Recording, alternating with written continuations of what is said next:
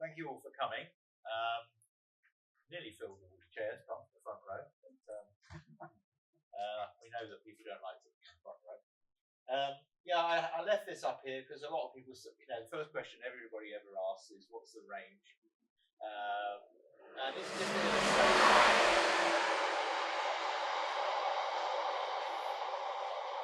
just to illustrate, really, range is not a constraint to where you can go with an EV. 2 years ago, we were down in central Italy. This summer, we were in Portugal, then all the way back up from Spain, France.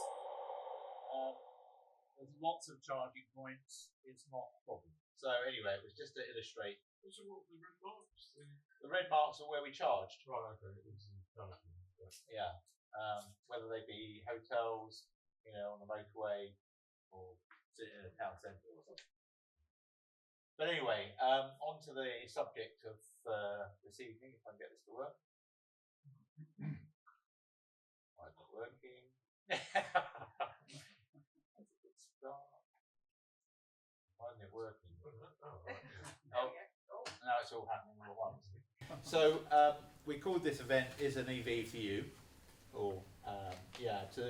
Because we ran an event on heat pumps earlier and had the same sort of title, but not with electric vehicle in it, obviously.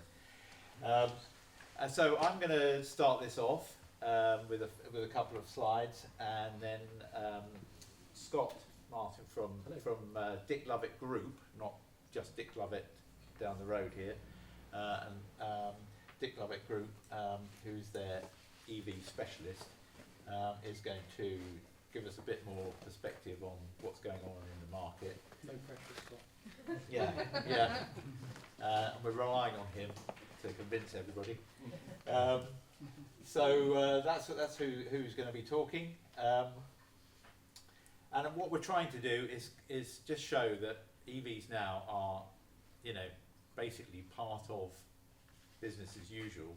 When we last ran an EV event in 2021, it was a bit of a niche thing. There were not that many models available. Most of them were quite expensive. Things have moved on, over 1 million now, I think 1.1 million sold up to date in the UK. And there's a lot of myths we know about the way that EVs work or don't work or catch fire and all the other nonsense that people talk about. So I'm sure there may be some questions on that which we'll hopefully be able to answer. And if you haven't got one yet, you might try and we might get hold of one of the EV Myths booklets that we've got printed outside on the stand. And then just a few basics on the things to look for in an EV and some basics about charging. We'll talk a bit about that because there's lots of terminology that people use, type 1, CCS, all sorts of acronyms. So we'll talk a bit about that just so that everybody perhaps get a better idea and it's not that mysterious really. But the one thing we're not here to do, and hopefully nobody's here who's not determined not to be interested in EVs, if you don't want an EV, you can go on driving your petrol diesel car for as long as you can still buy petrol, who knows when that will be. And we're not here to tell you you've got to change. But if you want to change, we want to try and be helpful in that process. So, I wish I wouldn't do that.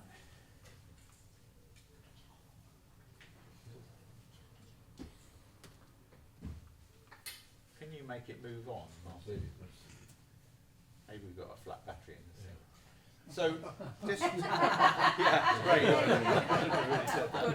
The irony wasn't lost. At least you're all awake. And I assume you didn't actually want to go and watch the leaders' debate or whatever the nonsense is that's on tonight. So, and fortunately there wasn't any football tonight. But then that's pretty boring at the moment. So, I think these are the key things about why we might want to move to an EV. Frankly, the fact that you can buy your fuel at the equivalent of 20p a litre versus £1.50 plus, or whatever it is down the road at the moment everybody complains about, and you can run it with lower maintenance because you've got so many fewer components, exhaust pipes, gearboxes, all the bits that you have to have maintained all the time, and you don't use the brakes as much either.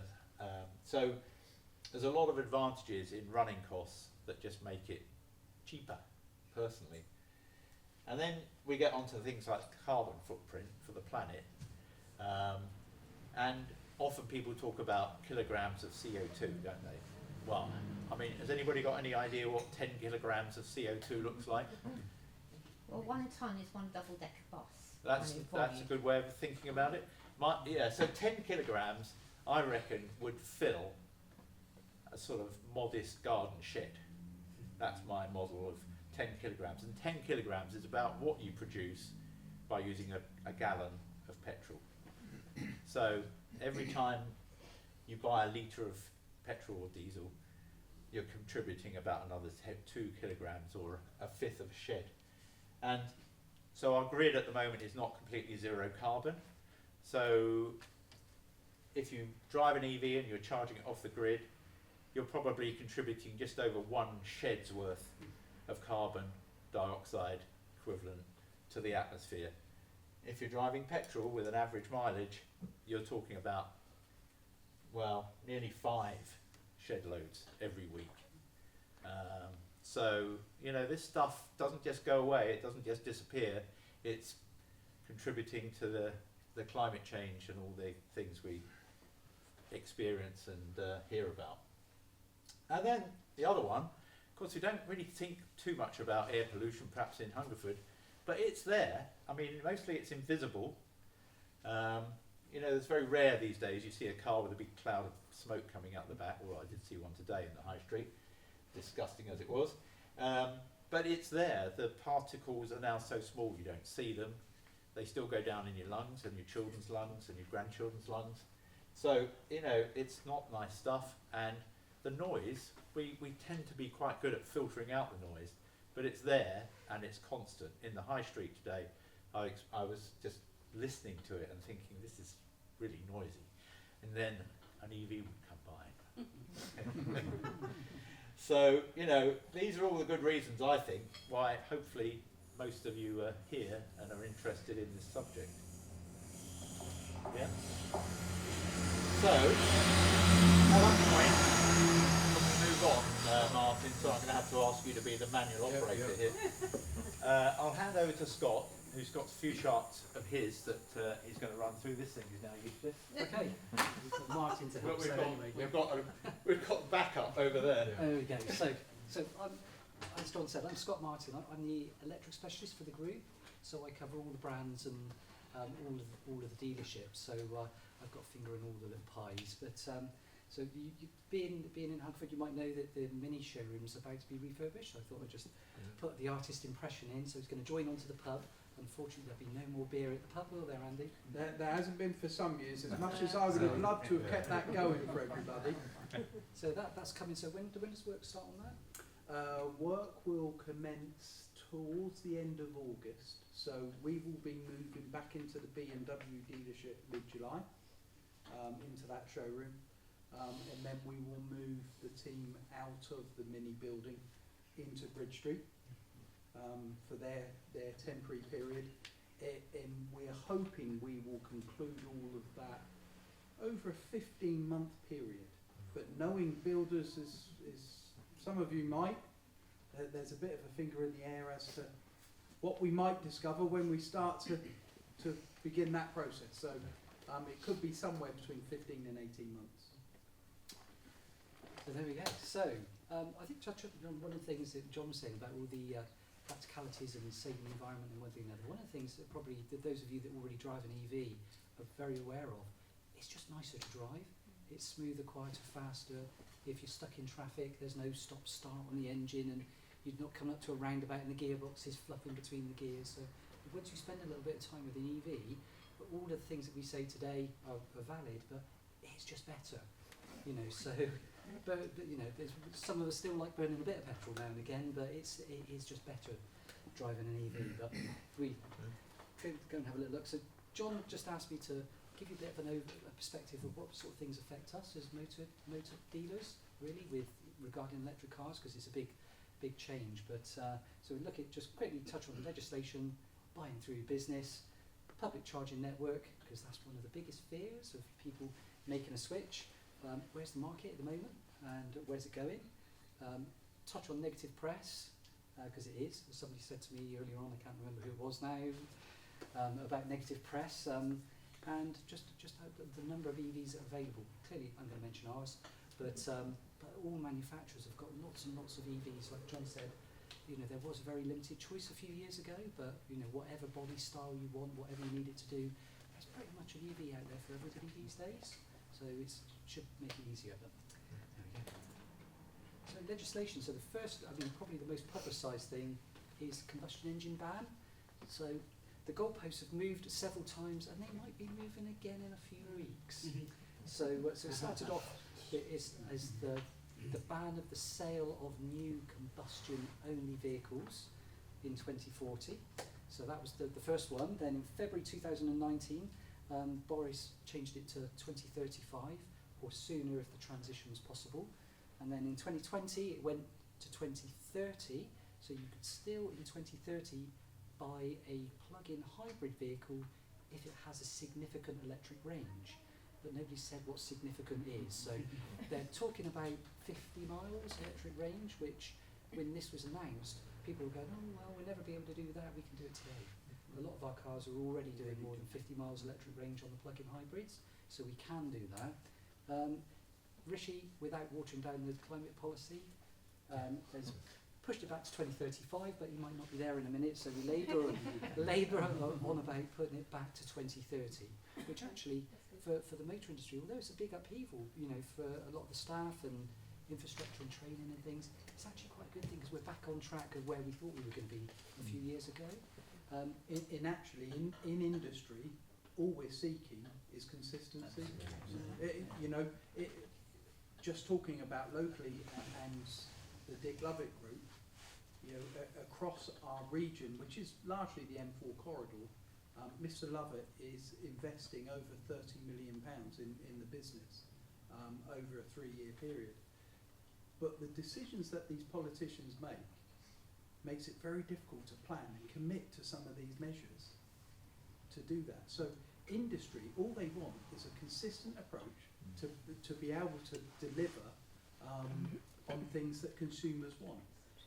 For the motor industry, you can imagine how many hundreds of millions of pounds every manufacturer has tooled up to produce this platform because the government have decided that that's the way we're going to go. So all this dillying and dallying about what date is what doesn't help that industry because they've already invested, they've already produced it to manufacture. So for not just our own brands, all brands will be welcoming somebody just kind of These are the rules. nailing their flag to the colour and just go, this is what we're doing. Whatever they are. Yeah. If you go to the next slide, the thing that's not spoken about as much as the ban on combustion engine vehicles, new sale of combustion engine vehicles, is something called zero emission mandate. So the zero emission mandate is something that, even if the ban was pushed back to 2035, is still in place. So by 2030, 80% of new passenger cars have to be zero emission anyway. So Rishi pushing the deadline back just makes it more difficult for car manufacturers to hit this. So with commercial vehicles, like even heavy goods vehicles, that zero emission mandate is to have 45% of heavy goods vehicles zero emission by 2030. So currently they're at less than 1%. So they have got a massive job to do. So for every car that we sell that misses that 80% in 2030, we get fined the manufacturer gets fined £15,000. I think with commercial vehicles it's something like £40,000. It's a lot more. So there is a real big push to this. So this isn't as well known as some of the other stuff. So next one.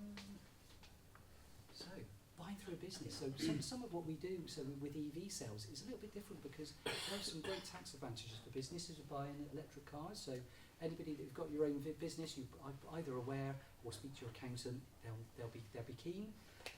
But if you buy an electric car through your business, say a £50,000 car, you'd potentially save £12,500 in corporation tax.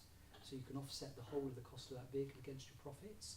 So that makes that £50,000 car really good value all of a sudden. So although an EV might cost a little bit more to buy today, for businesses it doesn't. Low company car tax. So, Yeah, quick far away. question about the previous point. Is that Yeah. only new EVs, or That's new or, EVs. You can still second-hand? write down a used EV, but not at the same amount. But some businesses don't want to write something down 100% because if you sell it in 3 years' time, That's pure profit. it's pure profit. So you will Which pay is some going on corporation your tax bottom when you line. sell it. So you could contract hire a vehicle, and then you're just paying a rental, and you can offset your rentals against the profits, and then you don't have to consider that in the future. So it's it's a huge benefit for businesses. So that's why you see a lot of people buying electric cars through their business, especially if they're a limited company. But company car tax, we all have to pay company car tax if you drive a company car. The difference between driving a £50,000 typical petrol car and electric car, for a 20% taxpayer, probably £250 a month. For a £50,000 car, an electric car would be £20 a month. Huge benefit for the driver. The one that's not looked at so much is savings on national insurance. So again, speak to your accountant, but the company will pay national insurance on your benefits. So if your benefit is perceived to be less, the company save money on their national insurance as well. So and then some of the other benefits, just as a regular driver, so lower fuel costs, lower servicing costs, greener image. So it's good to be seen in a green car, and but also if you're recruiting staff or retaining staff, if that company car is a real perk, it helps you recruit and retain staff. So we're seeing a lot more, probably a disproportionate amount of businesses buying EVs compared to private people at the moment. So negative news coverage. We won't cover all of those off in, but I think John's little booklet, the booklet of EV myths, because nearly all of that is complete fiction. You know, all the things that people are worried about with EVs are complete fiction. Probably the only one just down at the bottom there is the electric range of an EV less in the winter. Yes, it is. Is the range of a petrol or diesel less in the winter? Yes, it is. You just don't notice it. You just keep filling up. But, At £1.50 plus. yeah, indeed. Thank you. But most of the things that you read in the press once you own an electric car are just actually not true. But so I'd urge you to take a copy of the booklet and have a little look through that. But it does make it more difficult for us when we talk to customers in the showroom. You have to be able to go and cover off all of the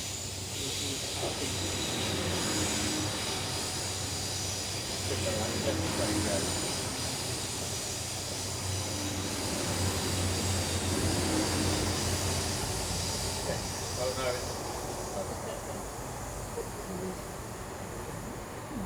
You don't condone public transport, it's not quiet. So plug-in hybrid and electric vehicles. So where's the market today? So like John said, so cumulatively this is how the numbers have built over the last 5 years, and like John said, so pure electric cars, there's 1.1 million of them. So the other day somebody was saying to me that they were considering an EV because they were an early adopter. Rest assured, you're no longer an early adopter. So I've been driving an electric car since 2013. John's lapped the world, looking at John's slide. So it's peace of mind. It's normal. So you don't have to worry about that. But you can see plug-in hybrid sales are growing as well, but not anywhere near the rate of a battery electric vehicle. And what you'll quite often see is somebody that drives a plug-in hybrid is the gateway drug to a full EV, because they drive their plug-in hybrid and they're trying not to get the engine to start, and they're trying to drive really carefully so that their limited range is they keep within that range to not use the engine. So they're quite useful from that point of view. But, Can I just ask one of those? yeah, follow it. Looking at 2024, Yeah. what percentage of those figures are company car buyers then? That's a good point. Probably. So currently the EV market in general is about 17.6, 17.8% of new car sales are currently fully electric cars. So we need to be at 22%. So we are with BMW and Mini, but probably I'd say probably 60% of those, maybe more, are company cars. Is that the same for plug-in hybrids, or is Plug-in hybrids is a little bit more of a fair mix, because I think private individuals, there aren't quite the same benefits, and if they're a little bit pensive, again, it's like the lady here with an i3 with a range extender. I can't remember. I which think lady. France is in here now. Yeah, so you know, so it's, you know, you've got the peace of mind of an engine, but you quite quickly don't want to use it. And actually what we've seen with business, a lot of people initially went into hybrids because there was a tax benefit, but that's been leapfrogged by the tax benefit for a full electric. Okay. So that's naturally migrated on. Yeah. So in terms of hybrid, we've probably seen a tail off for that business use and an increase in the domestic avenue as a consequence. Yeah, I understand. Okay, thank you.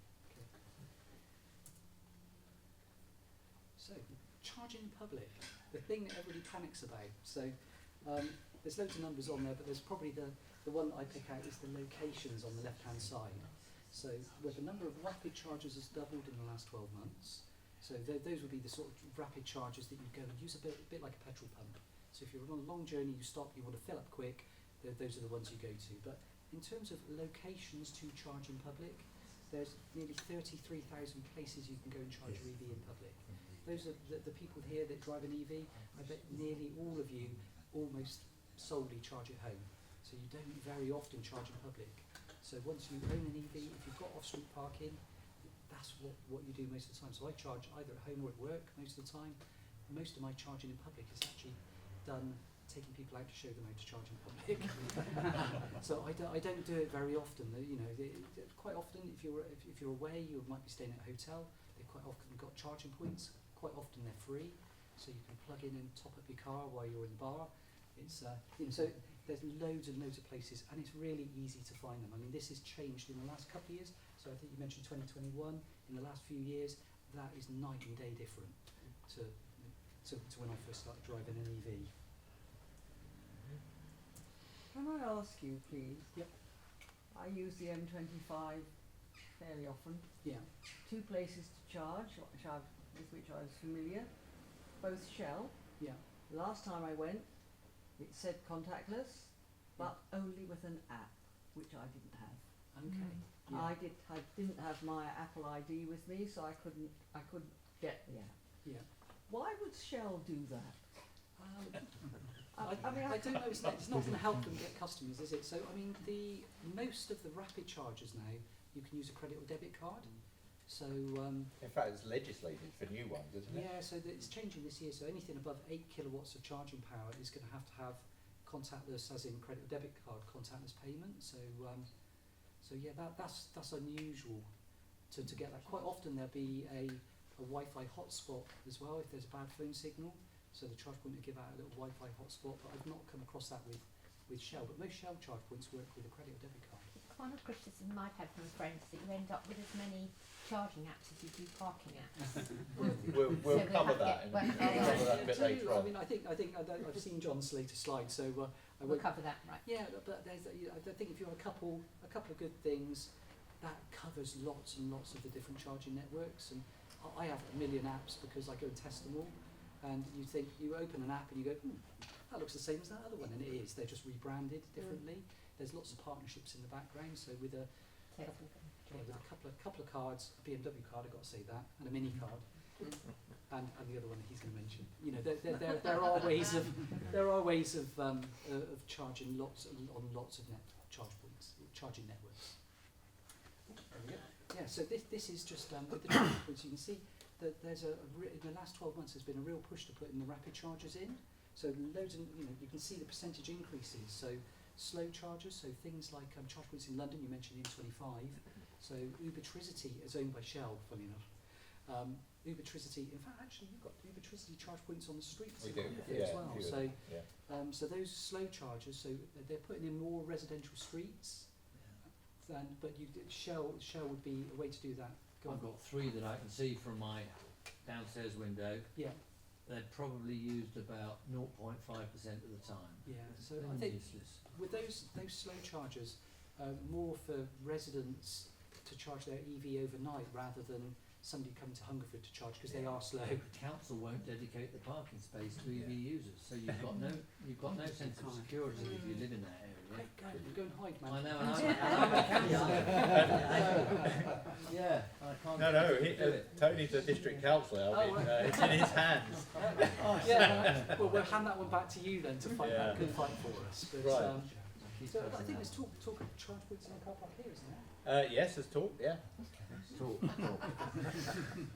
I'll leave that there. Yes. Yeah. So a huge increase in the number of charging points in public. Right. So BMW Mini. So rather than me just go through all of the new models, BMW have been looking at electric vehicles for a long, long time. So their first one actually isn't on this slide. It was at the Munich Olympics in the early 1970s. So I think it was to go alongside the cyclists, but they were having to be a bit careful. They didn't run out of charge on the cycling route.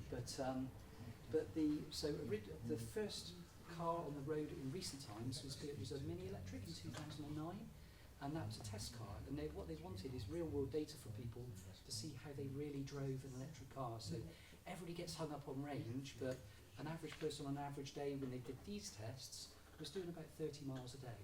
So if you had an EV with 100 miles of range, actually for most people, most of the time that's already all right. It's only on the long journeys occasionally that you need to stop and charge or consider. So this was the data they got. They then did a 1 Series Coupe that was electrified. So we had that down for a few events and bits and pieces. And actually we could have sold a load of those. So that was sort of 2011, 2012. But those drove really, really well. And then that led to the i3. So the i3 launched in 2013. So we've been selling fully electric cars since 2013. And there's been a bit of a gap between i3 and other stuff. But since 2021, we've got 13 BMW electric models and 2 Mini electric models as well. So plus the bikes. Next slide. Plus the bikes outside. So they're starting to. So as an urban bike, they make an awful lot of sense. They're zero emission, easy to park. They don't hold up the traffic. So, but really, really good fun to drive. So if anybody's got a bike license who wants to come and have a go on one sometime, then let us know. We'll, if there's enough of you, we'll bring it to Hungerford. But they're based in Bristol all the time. If you're in Bristol and want to have a go, we'll go. I think we've got a couple of takers for that already. So, so that's really it from me. And until the end, when we do a little bit of Q&A. And Thanks, Scott. back to John. Thank you.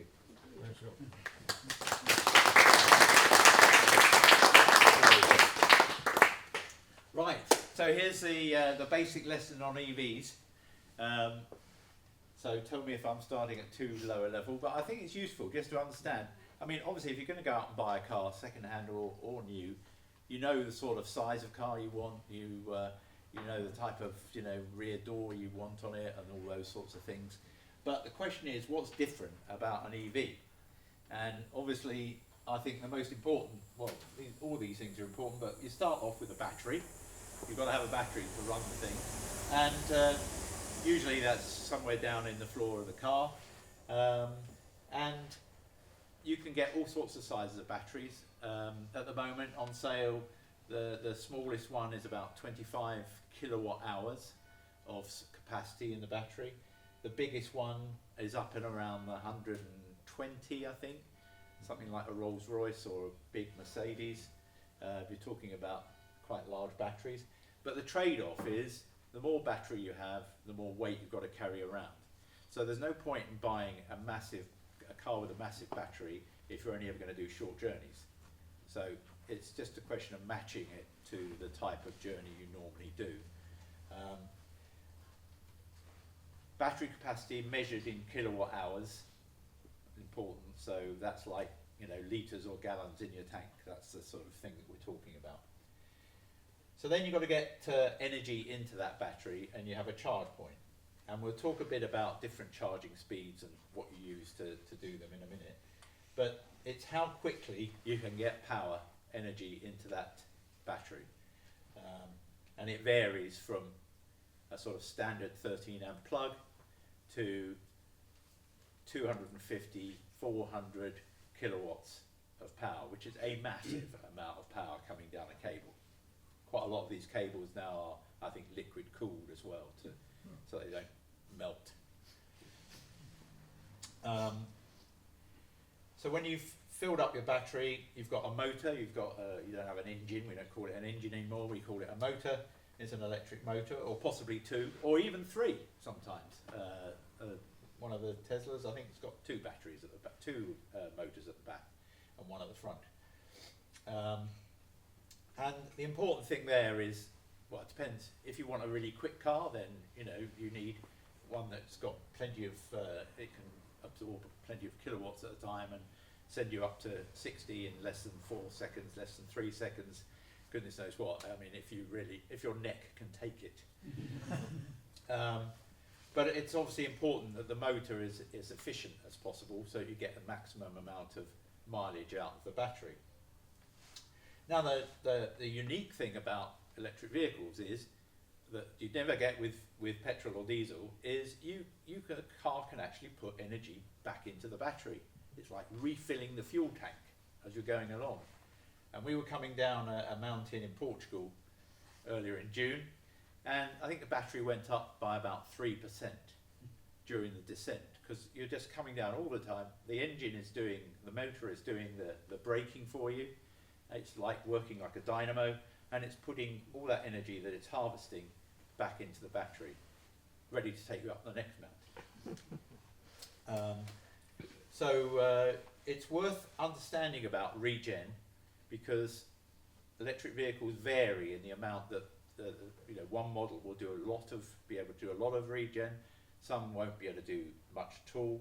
Others will have a variable amount you can actually set with controls on the dashboard.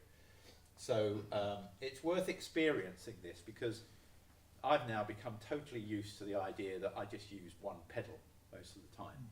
I mean, obviously the brake pedal is there if I need to use it in an emergency, but with a little bit of an anticipation, not much over what you'd normally do with brakes, you can just drive the thing on one pedal. Down to go faster, up to go slower. It's just like that. And it's really easy, and it just contributes, like Scott was saying, to the ease of driving and the relaxing way you can drive an EV.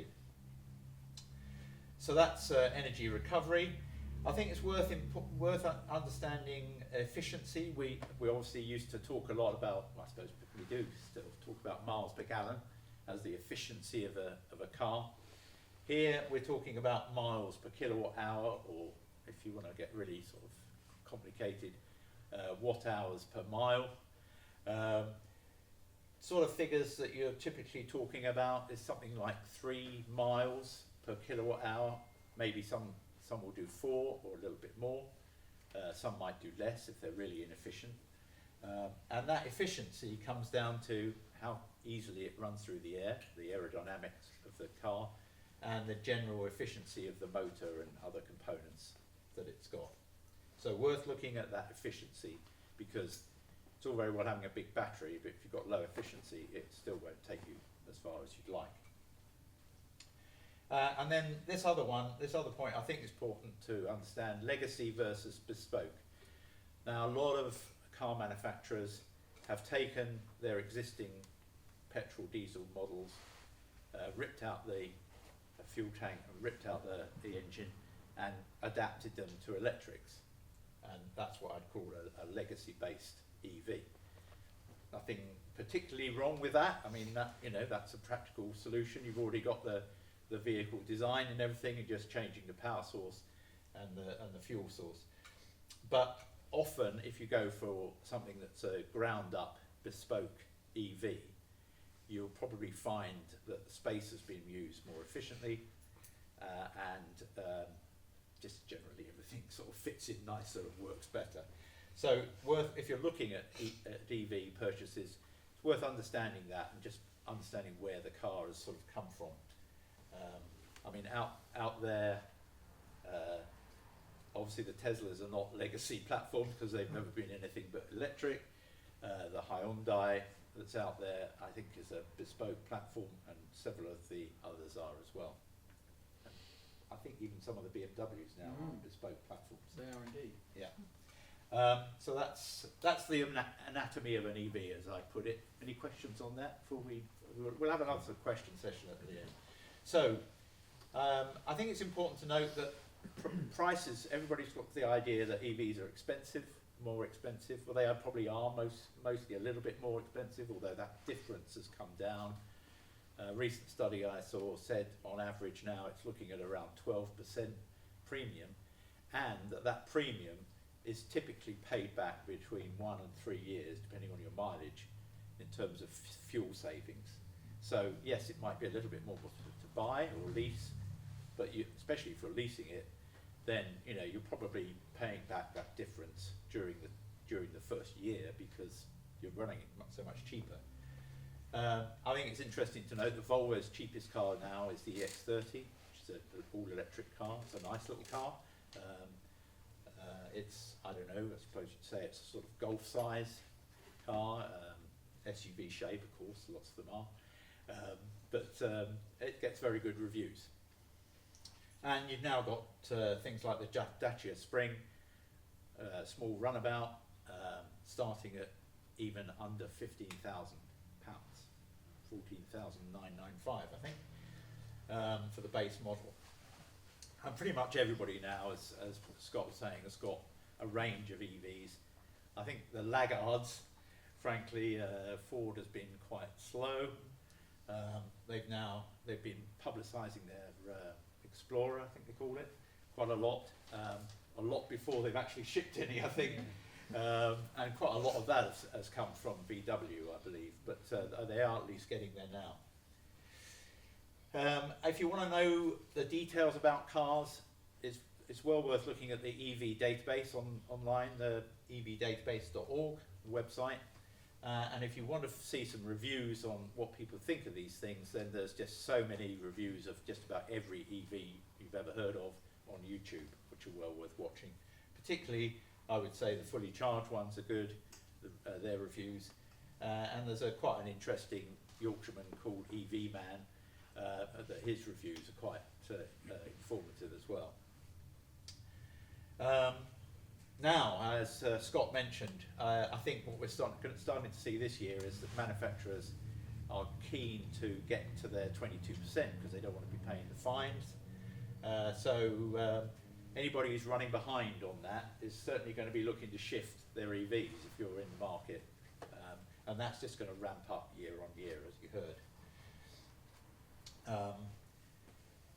And I just looked on Auto Trader. Now, if you're in the used market, there's over 23,000 used EVs on Auto Trader right now. Everything from about £2,500 for a quite old Leaf to over 400,000 for an electric Rolls Royce if you're in that sort of market.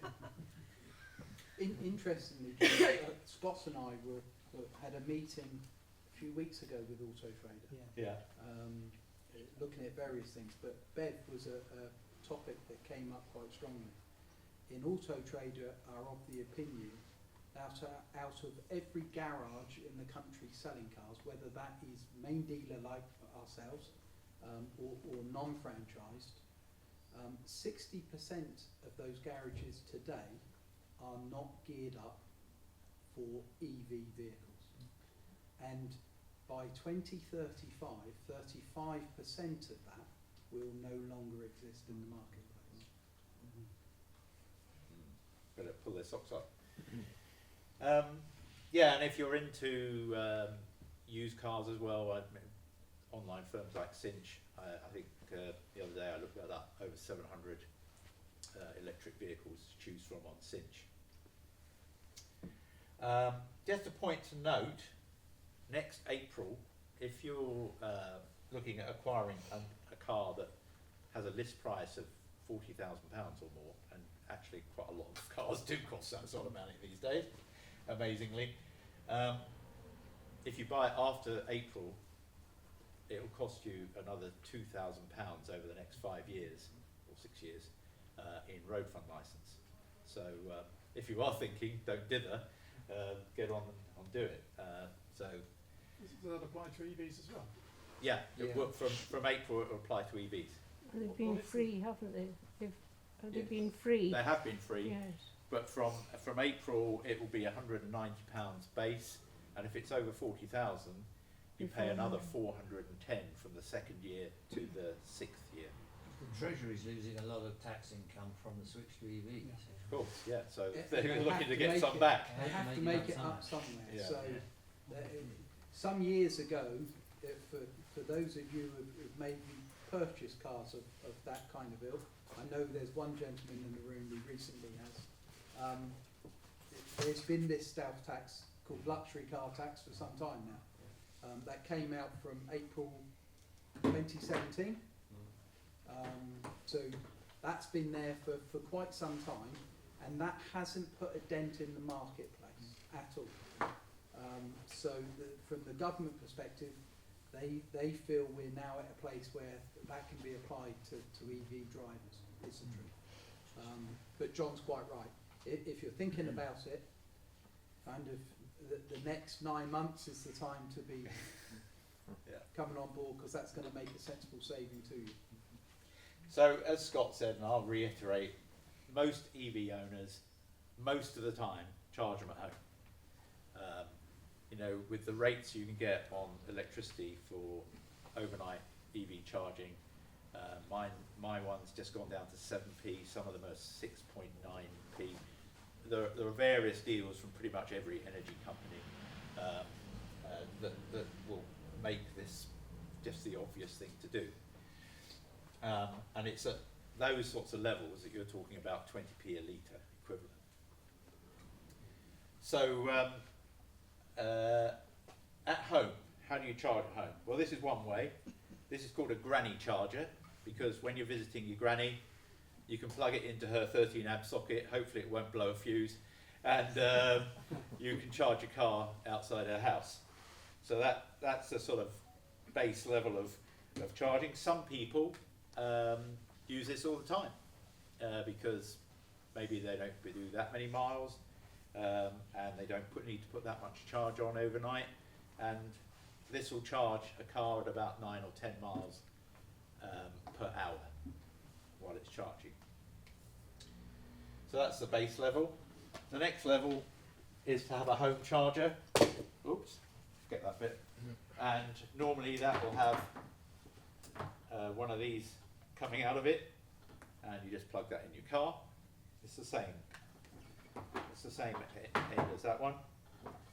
So you plug that in, and your home charger will give you normally 7 kilowatts, something like 20 miles in an hour. So overnight, with 6 hours of cheap rate or whatever your deal you're on, you know, that's 120 miles you can put on while you're sleeping. And you wake up in the morning and your car's topped up to have whatever level you want it to be. Isn't it magic? You don't have to go anywhere to do it. It just happens. So those are your home chargers. If you're going to have one of these types of things, it has to be, you know, properly installed and everything. Probably not the sort of thing to wire up yourself. Not if you value your house. To mention one thing, tethered versus untethered. This is a nice little bit of EV terminology that often confuses people. So if your home charger, one of these things, has already got a cable like this attached without this end on it, it's already into the device like this, then that's tethered.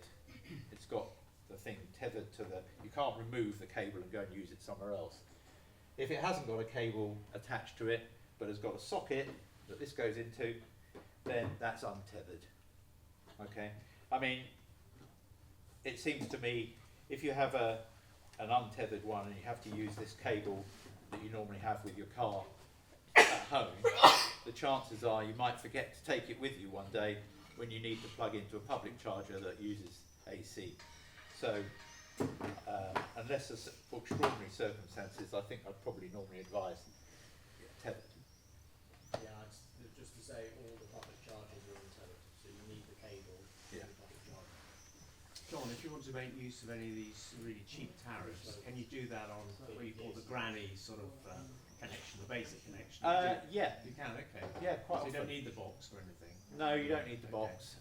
Depends on the actual deal and you know who's offering it, but yeah, it is possible to get a cheap rate and just use a 3 kilowatt charger. Take a long time to charge. Yeah, yeah. But of course, Twice, the other point to note about those rates is for a lot of them. Not necessarily all of them. That cheap rate electricity is available to you to put your washing machine on, your tumble dryer on, and run all those things at that cheap rate. And if you've got home batteries with solar or without solar, then you can charge up your batteries at that rate and run the house on that at that cheap rate all during the day. So we've got a crazy situation at the moment where I can use and charge my batteries at 7p a night, a kilowatt hour at night, and I can sell my solar to the electricity company for 15p during the day. Yeah. So it's not a bad deal, really. And of course, charging off peak overnight is also greener electricity. It is So it's indeed. I should less strain on the quite grid. right. Of course, yeah. So this is the socket that they normally go into, these cables. That's what, I mean, when you're talking about public chargers, this is called fast. It's up to 22 kilowatts normally, but most cars typically can't use more than 7 kilowatts. And then we get into rapid chargers, and the most common type of plug arrangement is this thing here, combined charging system. And this basically is using these 2 pins here to do direct current charging at quite extraordinary rates in some cases.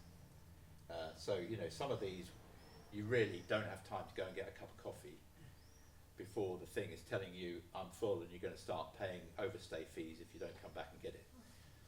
So John, on that really high charging, is there evidence that it affects battery longevity?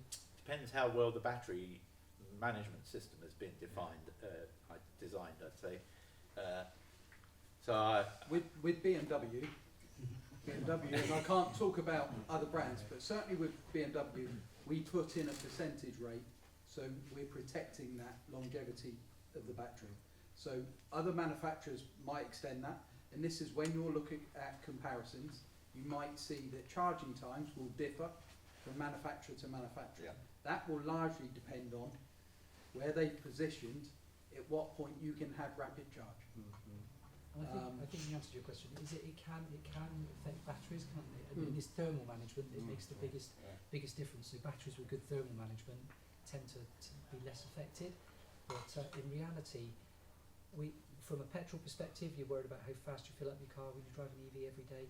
You don't rapid charge very often. So what you would probably need to do will have no effect on the battery at all, because you'll only do it once every month or once every couple of months. It's interesting as an analogy, if you look at Samsung phones or Apple phones, they actually restrict the charging speed if you want to. Battery technology is very, very different because they're really quite highly strung batteries, so they run really, really hard.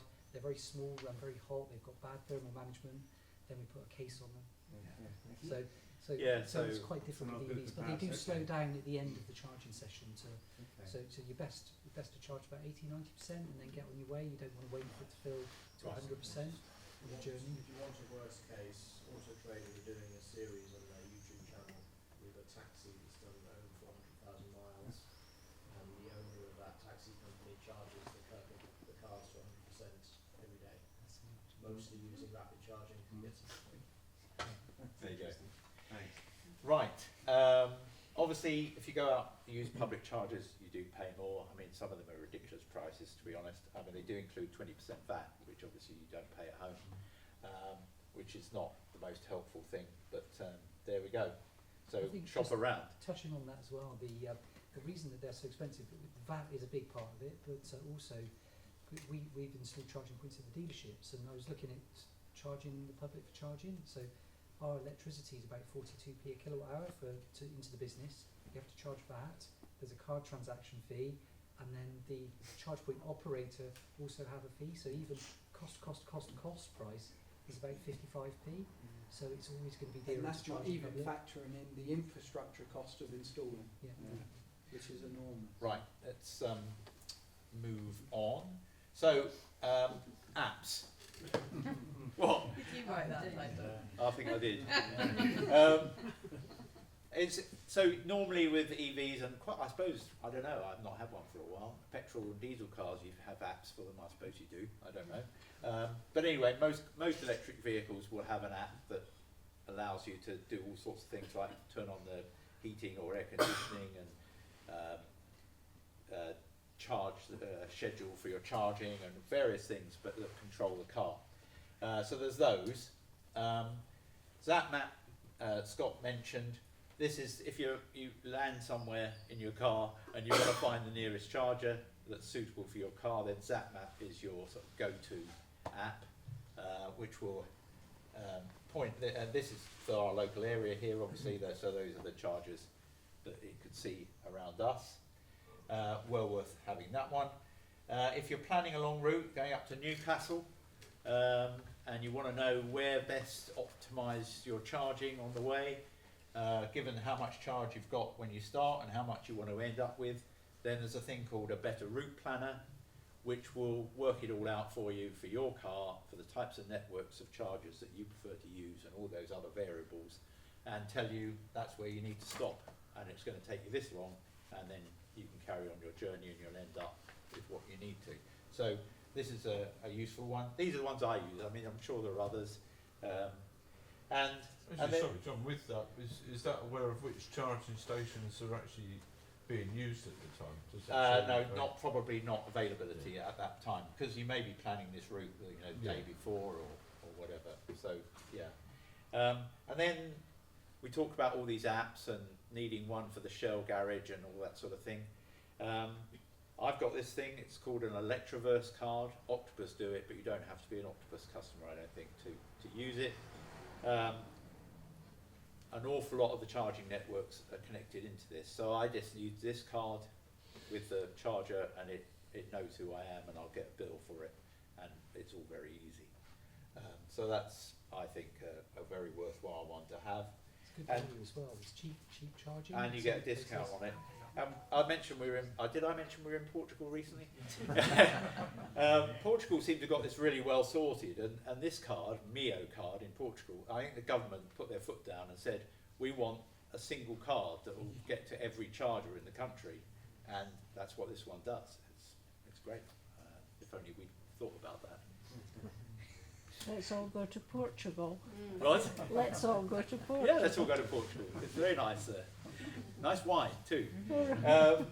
So have we got another chart? I can't remember. No, that's all I was going to cover. So thank you for your attention. We've arranged for a number of people who've been long-term EV users to answer some questions, and you won't have to listen to my boring voice. So I don't know whether Christopher and Jeremy and Trish would like to come up, and we've got Paul here, who relatively recently, earlier this year, was it? Yeah, December. December, changed to an EV. He'd been telling me that wasn't what he wanted. He wanted a hybrid, but John could be quite persuasive. he ended up with an EV. So he might have be able to answer some questions about new adopters. But when the train's gone, please ask away, and our expert panel will answer. Question? Yeah, over here. So if a new car says I get 240 miles, that's my quota spec in the literature. So on a typical November day when it's 7 degrees and a bit drizzly, a bit damp and a bit dark, what would you expect that 240 to be in practice on a typical drive? It depends how you've been driving previously. That's one of the main indicators. So if you've been on the motorway doing 70 or more, hopefully not, it will be less. If you stick at a lower speed, you can make the battery last longer. So if you drive more or less 60 on the motorway, if you're not in a hurry, you can obviously do 70 if you want. Then you'll probably get the full range. Temperature affects it, but damp doesn't, in my opinion. More important to look at the percentage fullness of the battery, how full the battery is, and you know roughly what the range of the car is. The WTLP figures are usually reasonably accurate approximation for the average driver. but you can, essentially, the predicted mileage is exactly that. It's, if you're driving up a steep hill, for example, it will predict how much further you could drive still on that steep hill with the heating full on or whatever. So it does average over, I think, a few minutes, but it depends on what you've been doing in the last few minutes, maybe in 20 minutes. So the reason I asked the question, my follow-up question, and I'll zip it. I know somebody used to run a Volvo garage in Newbury, Fawcett's Volvo, in fact, you probably know. And the guy who runs Volvo, or ran Volvo, I think he sold it now, said it was typically 60 to 70% in the real world. So if it's 240, you might get, 160. That's what. I think this is But probably the biggest complaint that we get with customers that are not familiar yet with their EVs is that it's about how you use the vehicle. So if in cold weather you can precondition the car, and that means that you set a departure time, it warms up the interior and the battery, so you've got, it's like having a warm engine, so you get more efficiency.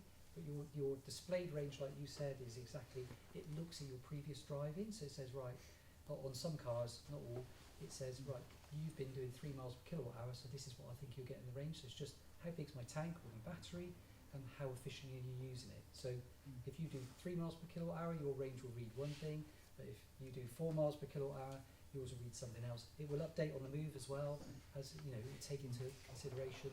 But people think, I'm going on a long journey, my range is showing too low, but they've driven it like they stole it for the previous 5 journeys, so it thinks the range will be low, so they start driving sensibly on their long journey and the range starts to creep up. And as John mentioned earlier, depending on what that journey looks like and how much regen you can put back into it will determine how much more range you might achieve. But if you're looking at the specification of a vehicle, then it's worth having a look at that EV database, because in there they've got all these sort of manufacturer figures, but they've also got some sort of real world estimates. That's what I was looking for. And it's an interesting concept. I live down on the south coast, so I'm not particularly local, and I spent 5 months in an EV last year, mainly driving on the A34.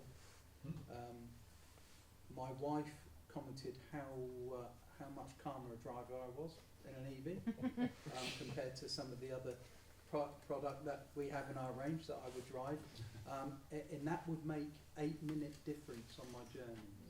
So how my brain started to switch to EV made me a better driver, calmer driver, more efficient driver for the sake of 8 minutes, and it's about that trade-off.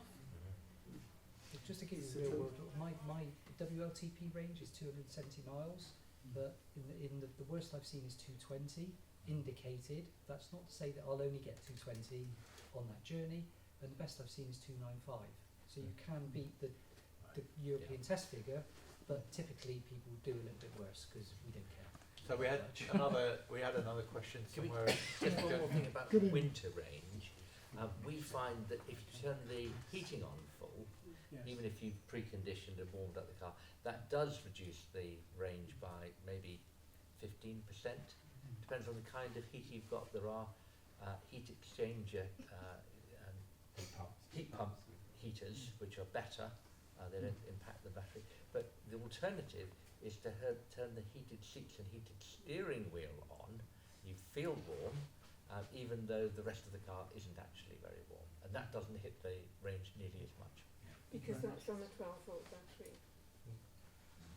I just don't think it uses as much. Doesn't use as much energy. Right. So, Paul. Yeah. Just to answer your question earlier, you were talking about like a freezing cold morning and that.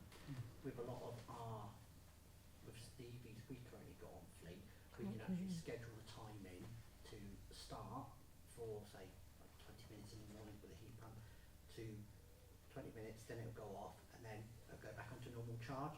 So when the driver actually comes to the vehicle, it's already defrosted off, it's all nice and warm inside, and that way they're not defrosting all the windows before they actually leave and reducing the battery.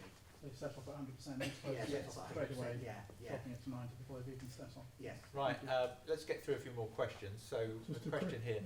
Good evening, just a quick one. Nobody's talked about any sort of backup or breakdown service. Right. Which I would have always had with my usual car. Yeah. and they're costing a fortune, and they're very limited in what they can do when they get there. Well, I So think I what's think the major rescue organisations, you know, AARAC are now somebody's fully trained. have got, well, they probably, I don't know how everybody's been fully trained, but they're certainly geared up for EVs. And I think the AA now have got some vans that have got emergency charging Yeah. capability on them. And most insurance companies, car insurance companies, certainly the ones I've looked at, include a coverage for if you did run out of battery, what they do, they recover you to the nearest charger, which sounds like a logical thing to do. So I think, well, I think there's some figures, I can't remember what they were from the RAC, about how rare it was that anybody actually ran out, frankly. But It is really rare. Yeah. But They are there's more not a lot they can do reliable with as well. roadside, they just recover you in. Catherine, Are cars sold in this country that are manufactured in high polluting countries? EV cars, are there? Well, there will be, yeah. or parts of them. So But, yeah. Yeah, I mean, if you just look across Europe, you know, the carbon intensity of the grids in the different countries varies hugely. So, I mean, if you're driving in France and Switzerland, you're charging but there. coming you're- from China, for example. well, yeah, China's growing rapidly at the moment. So my eldest son lives in China and has been there for 5 years. And that market is growing at a pace. Are we importing cars from these countries? Yeah, so that's And selling starting to them? happen at quite a rate now. And that's both a benefit to us as a consumer and a concern to the other manufacturers, because they're seeing a threat to their own domestic playing fields, if you like. But that's a challenge that I think every country has to face it, and it's only right that every country has to face it at their own speed. So in our country, we've decided to do it at the pace that we've decided at. Other countries are at a different point in time, and it's for each and every individual person to work out where they sit with that, and it's not for anybody else to dictate. We've been a heavily polluting nation, but some years ago in that industrial revolution, and we profited hugely as an outcome of it. And I think, for me personally, that would be double standards for us to start to say to other countries, we need to dictate to you how fast you go at. I think So- China are starting to. But that's history. Yeah. You know, it's what's the But I think future, China isn't are it? starting to It is. decarbonise, and they produce a lot of solar panels and wind turbines. So some I of can't that. hear you. So some of the China make lots of wind turbines and solar panels and batteries, both for EVs and for storage. So they do burn loads of coal, but they're trying to move away from it. But we're buying loads of stuff from them, so I don't think they can transition quick enough. So kind of that's it's a tricky one, that one. If you're worried about the embodied carbon of manufacturing an EV compared to an ordinary car, they do have more embodied carbon. Is that what your concern is? I can't hear you. I'm sorry. the fact that, Catherine, that the EV has more has More energy put into manufacture. cause more carbon emissions, let's say, in its manufacture. That is true, Yeah. but you will rapidly, as you own it and use it, that will essentially be compensated by the reduction in Yeah, I carbon understand, emissions yeah. associated with driving it compared to So a even fossil fuel vehicle. Batteries in this country, they're high polluting to make, or cars. Unfortunately, I don't think we're making enough batteries in Yeah. this country, but Are we talking about carbon pollution or other kinds of pollution? Well, carbon. Yeah, I mean, it is true, it costs more in carbon pollution Yeah, to produce an yeah. EV, but between 8.5 or 13 and 13,000 miles, that will have been compensated for by the difference in carbon emissions associated with driving it. One of those figures is from Norway, where there's a lot of hydroelectric power. The other figure is from America, where there's a lot of coal-fired power stations, so much less renewable energy. all those far fewer sheds of carbon dioxide you're putting in the air, Yeah. basically. Right, sorry. Question here, ladies. Okay. The question I had was shared by a few other people when I met. We're not going to be enough lithium for all of us to have a car. And I'm at the stage now where I just need a car occasionally. My car sits in the garage 95% of the time. Yeah. Where are we with car share clubs, electric car share clubs around? There is a car club in West Berkshire, but the people we've contracted with Enterprise are very slow and they haven't actually released their marketing results. I've been told that they are treating it as a loss leader for their car rental because, you know, they promised they could deliver up to 25 cars at different locations around the district within 5 years. Yeah. We've had virtually no new car club locations, and I think that answers you. You know, young people now are into the rental market. They're desperate to buy a home. They'll get by without a car, and they want an EV. And I think the Well, way we're to get counting into on you, EVs Tony. is Now, actually. now you're in charge in West Berks. Maybe you can Well, they say renegotiate it takes with a long Enterprise. time to stop a super tanker. It also takes a long time to start one up. I know there's quite a good one in Winchester, for instance. So Well, Winchester, yeah, these schemes exist. It's just we don't have one. We Here. don't have one here. Right. I'm conscious of time. Moving on. Alison? Just one general question for the owners. What were the biggest changes you made in your driving behaviours and the impacts on having an EV? Because one of the things we talked about is, you know, the being calmer driving, but also, you know, you pass a lot of electric vehicles on the A34 sitting at 60. Whether that's by choice, because they're calmer, or whether it's because they're seeing the range figures and they're having to slow down. So, you know, I just wondered, you know, what did you find as the biggest changes? Got any comments on that? Yeah, there's the immediate changes, like you plug in whenever you get home and things like that. I think it has made me a calmer driver. I did notice when I got the EV that motorway driving, which fortunately I don't do very much, does it take a toll on. You know, you even dropping the speed from 80, which I might have done in the previous car, to 70, sorry, I shouldn't have said. I did, and now I drive at 70. I do now drive at about 65, and that ameliorates it a little bit. I mean, you were using much more petrol or diesel at the time. Yeah, but it just perhaps weren't so. It's just I think more the truth conscious is, of it. in terms of characteristics, I think it's your driving style rather than the overall speed. Because A34 is a prime example. So it's a 2-lane carriageway, so you can only really do what the cars in front are doing. So in a normal car, you speed up, you slow down, speed up. And actually, in an EV, you tend to trust a lot more in the technology. So I use adaptive cruise an awful lot because that's the most efficient way to drive. With some of the products, you don't have to put, and I shouldn't say this in open form, but you don't have to put too much effort on the steering wheel for it to put some steering intervention in for you as well. So it just makes for such a much more pleasant style. So I find myself not getting irritated by the traffic as much for doing 5 miles an hour less, is the truth. Do you fall asleep? No. But you know, you tend to do other things. So I've got into I tend to get into podcasts and listen to that podcast because actually with adaptive cruise it's doing that kind of keeping you to the in with my hand rested rather than steering. It's putting the steering interventions in. It's trusting in the technology, and I think the EV is the perfect car for us to migrate through to what will ultimately be autonomous motoring. I've got to go. Yeah. Okay, Tony. Thank you. Quick Thanks question. very much. Yeah. What's the insurance like compared to diesel? I don't know what's everybody's experience. I'm not sure that how mine compares with what it would be if it was petrol. I think all insurance has gone It's up very a hard lot. to say because even though I Terrific. recently changed in December from a petrol, diesel to an EV, because insurance is just going up and some particular manufacturers are going up even more. So I had a Range Rover Evoque. Range Rover insurance was going mad. That and the reliability made me sell it.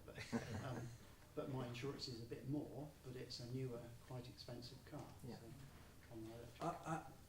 And you're quite right. There's lots of factors that will go into it, and not just the fact that it's EV in the cost of repair if it got damaged and whatever, though that is a factor without a shadow of doubt. But it varies between models in range and cost. So if you compare it just on cost, for argument's sake, we have lots of M-Power range, which will be much more expensive to insure than an EV, which will be a similar price. It is the truth. So Potentially similar performance. exactly so. So there's too many variables, and I'm not convinced that the insurance companies are profiteering in the interim. But that's the cynic coming out of me. I think we treat banks and insurance companies as institutions when they're a business, and I think they've seen an opportunity, and they're doing a good job lining their pockets. Right. At that point, I think we'll close this session. It's been hot enough in here as it is. Thank you for staying with us and your attention.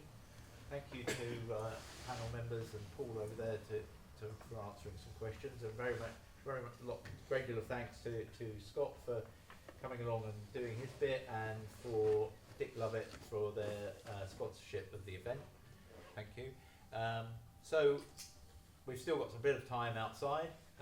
Enjoy the fresh air and make the most of all those cars being there to have a look at and talk to the owners. Thank you very much.